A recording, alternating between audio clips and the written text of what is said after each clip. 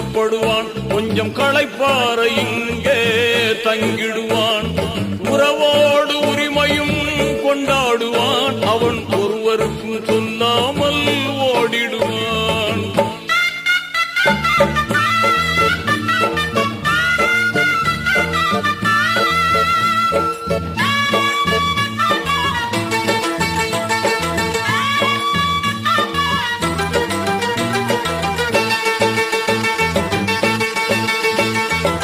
இருப்பவன் இங்கேயே நிலைப்பதில்லை.